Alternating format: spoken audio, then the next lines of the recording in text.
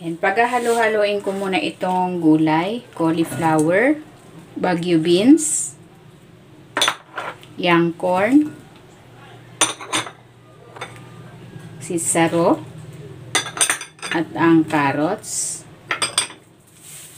Itimplahan ko ito ng asin, paminta, at maglalagay din ako dito ng olive oil. And then, hahaluin natin. Kung hindi ka pa nakapag-subscribe sa aking channel, please subscribe at i-click mo na rin ang notification bell para lagi kang updated sa aking latest recipes. Ayan, okay na ito.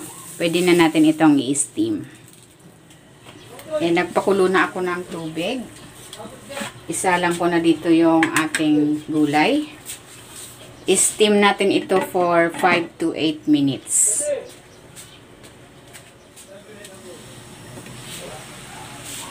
Ayan, ito na yung ating gulay. Luto na. Hahanguin ko na ito. I-prepare ko muna yung sauce. Maglalagay ako muna ng toyo. 2 kutsara. Oyster sauce. 2 kutsara din. Honey.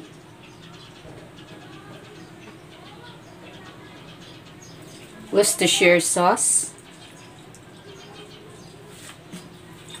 Sesame oil. Bawang. Kunting asin. Paminta. Sesame seeds. Cornstarch. At maglalagay din ako ng tubig. Haluin natin.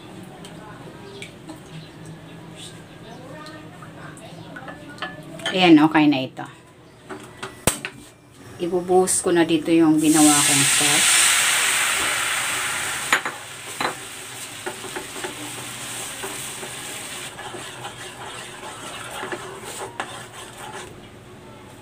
And then, ilalagay ko na dito itong tokwa.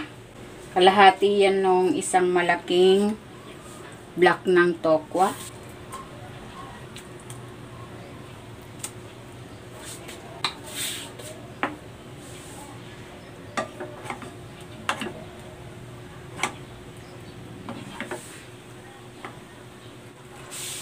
Baliktarin natin.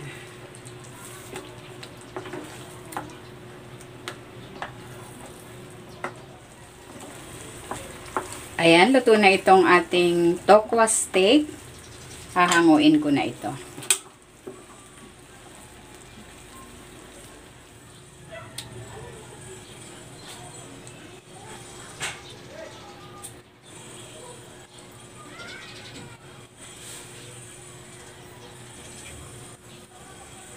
Maglalagay ako ng sesame seeds.